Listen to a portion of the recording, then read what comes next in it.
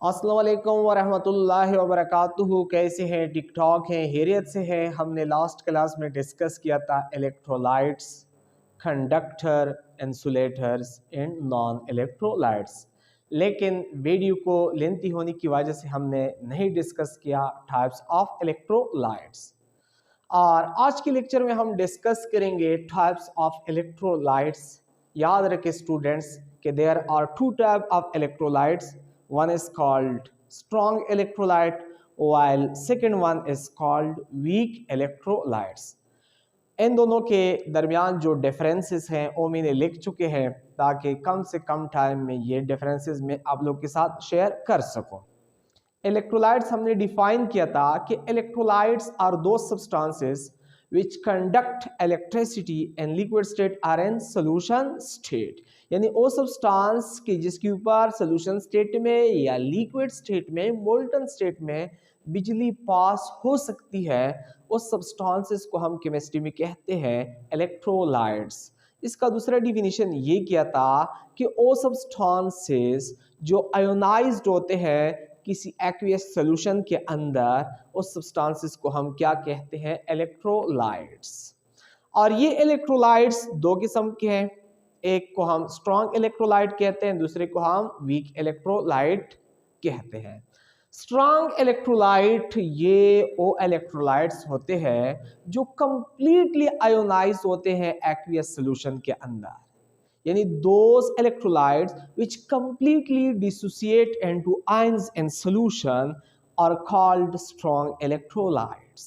यानी वो electrolytes जो completely ionize होते हैं, completely change होते हैं ions को किसी solution के अंदर, किसी aqueous solution के अंदर, उस substances को, उस electrolytes को हम कहते हैं strong electrolytes। लेकिन weak electrolyte याद रखे स्टूडेंट कि ये स्ट्रॉन्ग इलेक्ट्रोलाइट्स के उलट है। वीक इलेक्ट्रोलाइट्स इनकम्प्लीटली, पार्शली यानी कम मकदार में आयोनाइज होते हैं किसी एक्वियस सॉल्यूशन के अंदर। यानी those electrolytes which are partially ionised in solutions are called weak electrolytes. वो इलेक्ट्रोलाइट्स जो इनकम्प्लीटली, जो पार्शियली आयोनाइज होते हैं किसी एक्वियस सॉल्यूशन के अंदर, और उसको हम क्या कहते हैं? Weak electrolytes.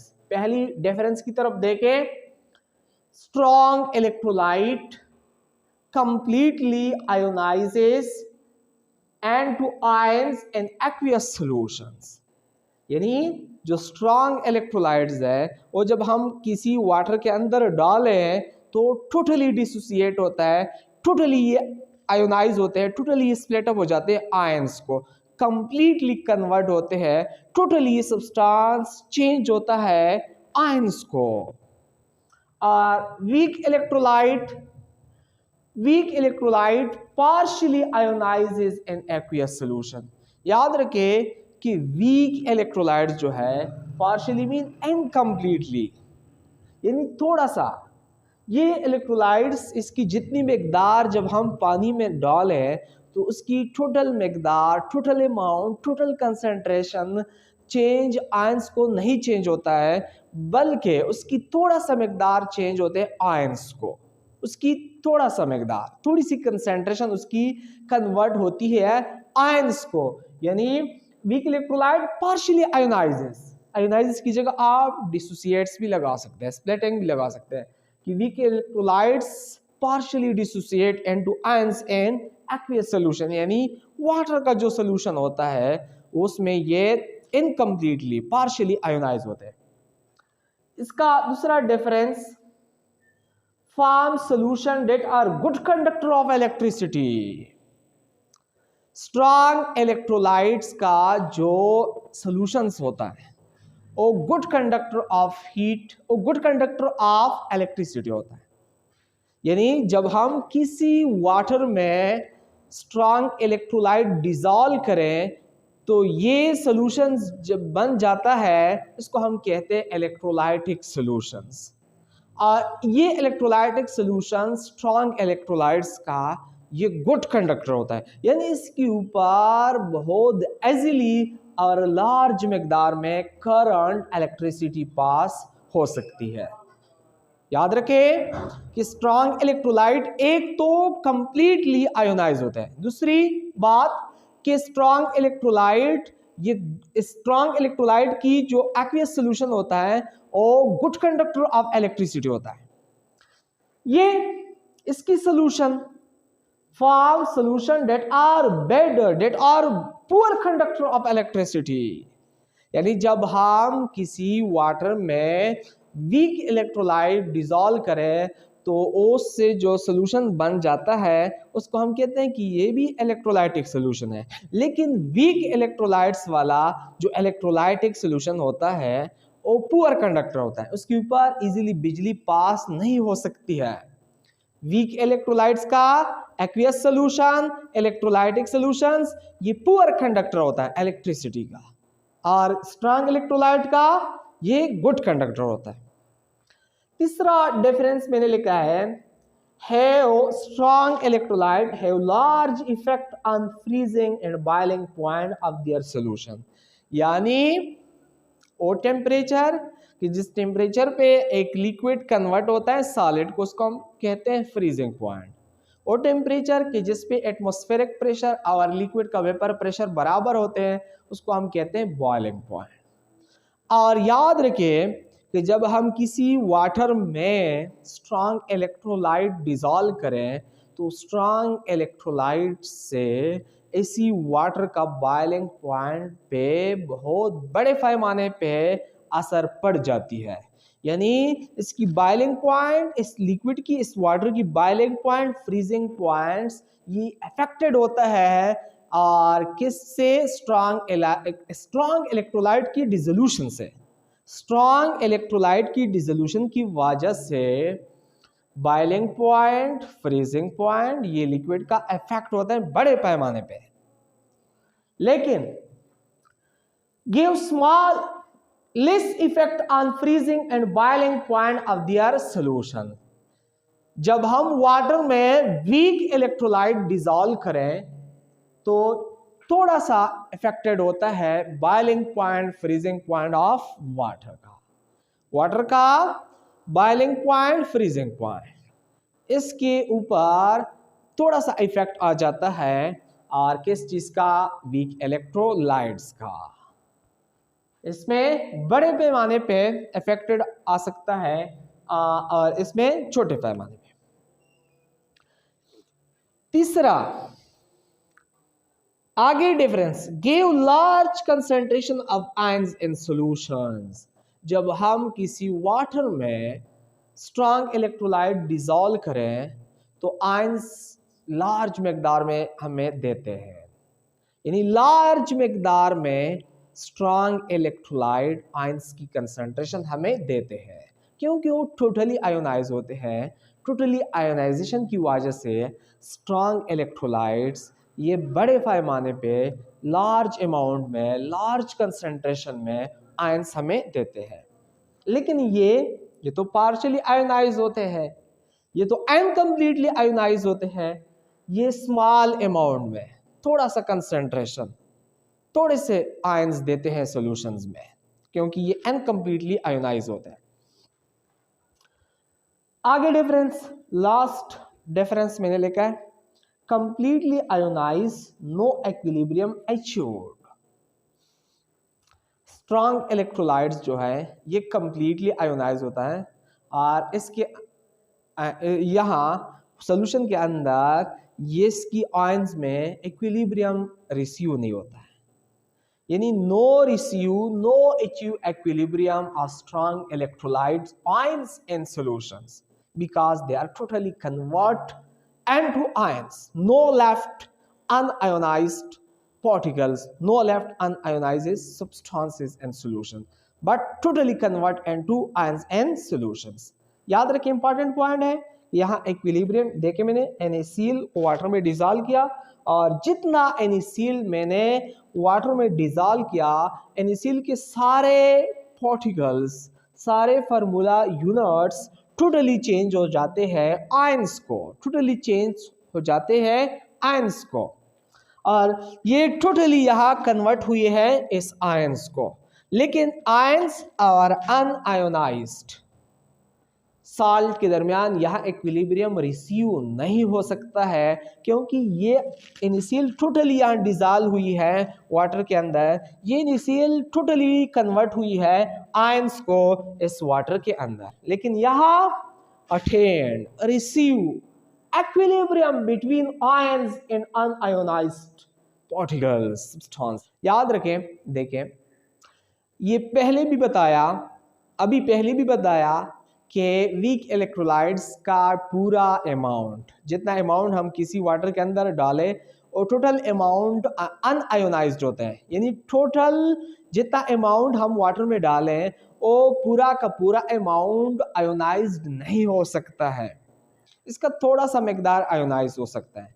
फिर उस सोल्यूशन के अंदर, इलेक्ट्रोलाइटिक सॉल्यूशंस के अंदर कुछ आयंस के पार्टिकल्स भी अवेलेबल होते हैं, कुछ अनआयोनाइज्ड सब्सटेंस के पार्टिकल भी अवेलेबल होते हैं। फिर इस अनआयोनाइज्ड पार्टिकल और आयोनाइज्ड पार्टिकल के दरमियान इक्विलिब्रियम भी रिसीव होता है। देखें, ये एसिटिक एसिड वीक इलेक्ट्रोलाइट है, ये जब हम वाटर में डिजॉल्व करें तो ये इसकी कुछ मकदार, इसकी कुछ कंसंट्रेशन, कुछ अमाउंट्स डिसोसिएट हो जाएगा आयंस को, इस तरह आयंस देगा, लेकिन कुछ मकदार इसका अनआयोनाइज्ड भी रहेगा वाटर के अंदर। और इस आयंस और अनआयोनाइज्ड आयन के दरमियान इक्विलिब्रियम भी रिसीव होता है वीक इलेक्ट्रोलाइट्स का। जो इलेक्ट्रोलाइटिक सॉल्यूशन होता है वहाँ इलेक्ट्रोलाइट्स के आयोनाइज्ड पार्टिकल्स और अनआयोनाइज्ड पार्टिकल के दरमियान इक्विलिब्रियम भी रिसीव होता है। किस तरह? यहाँ जब एक मॉलिक्यूल आयोनाइज्ड हो जाता है, बाकी दो आयंस आपस में कंबाइंस हो जाते हैं, वही पार्टिकल पेयर बना लेते हैं। फिर यहाँ एक मॉलिक्यूल आयोनाइज्ड होता है, वहाँ दो आयंस मिलके पेयर वही पार्टिकल बना लेते हैं। इस तरह इक्विलिब्रियम आ जाता है। जितने मॉलिक्यूल आयोनाइज्ड हो जाते हैं उसी टाइम उतने ही आयंस कंबाइन होते हैं और फिर अनआयोनाइज्ड पार्टिकल्स बना लेते हैं। इसी वजह से हम कहते हैं कि वीक इलेक्ट्रोलाइट्स जब हम इलेक्ट्रोलाइटिक या किसी एक्वियस सॉल्यूशन में डिसॉल्व करें वहाँ इक्विलिब्रियम रिसीव होता है। आगे एग्जांपल की तरफ देखें। एग्जांपल्स, स्ट्रॉन्ग एसिड, जितनी भी स्ट्रॉन्ग एसिड है वो सारे के सारे स्ट्रॉन्ग इलेक्ट्रोलाइट्स हैं। जितनी भी स्ट्रॉन्ग बेस है ये सारे के सारे स्ट्रॉन्ग इलेक्ट्रोलाइट्स हैं। लेकिन सम साल्ट, सारे के सारे साल्ट्स ना, सम साल्ट्स, कुछ साल्ट्स भी ऐसे हैं कि वो स्ट्रॉन्ग इलेक्ट्रोलाइट्स हैं। उन साल्ट में से NaCl, sodium nitrate, potassium sulphate etcetera वगैरह वगैरह, HCl, H2SO4, HNO3 एटसेट्रा, ये स्ट्रॉन्ग एसिड है। स्ट्रॉन्ग एसिड स्ट्रॉन्ग इलेक्ट्रोलाइट्स होते हैं। NaOH, KOH एटसेट्रा, ये स्ट्रॉन्ग बेस है। स्ट्रॉन्ग बेस स्ट्रॉन्ग इलेक्ट्रोलाइट्स होते हैं। सम साल्ट में मैंने लिखे NaCl, NaNO3, K2SO4 एटसेट्रा, ये सम साल्ट्स में मैंने लिखे, ये ऐसे साल्ट्स हैं कि ये स्ट्रॉन्ग इलेक्ट्रोलाइट्स हम कंसीडर करते हैं। इसकी एग्जांपल की तरफ देखें। वीक एसिड, जितनी भी वीक एसिड है वो सब क्या है? वीक इलेक्ट्रोलाइट्स है। For example acetic acid, hydrogen fluoride, carbonic acid etcetera. Weak acid, weak electrolytes. Weak base, जितनी भी वीक बेस है, ammonium hydroxide, calcium hydroxide etcetera, ये वीक बेस वीक इलेक्ट्रोलाइट्स। लेकिन सम साल्ट भी वीक इलेक्ट्रोलाइट्स है।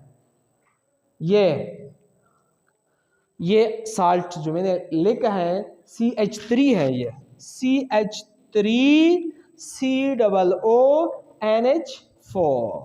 Ammonium acetate. Ammonium acetate जो salt है ये भी वीक इलेक्ट्रोलाइट्स है। याद रखें कि वीक एसिड और वीक बेस का जो साल्ट होता है वो हमेशा रहेगा वीक इलेक्ट्रोलाइट्स। साल्ट तो एक्चुअली कॉम्बिनेशन होता है एसिड और बेस का, और जिस साल्ट में वीक एसिड के आयंस और वीक बेस के आयंस मौजूद हों वो साल्ट रहेगा। वीक इलेक्ट्रोलाइट्स इंपॉर्टेंट पॉइंट है ईटा एंड इंडिकेट के लिए। इस तरह आप लोग पहचानेंगे कि ये वीक इलेक्ट्रोलाइटिक साल्ट है।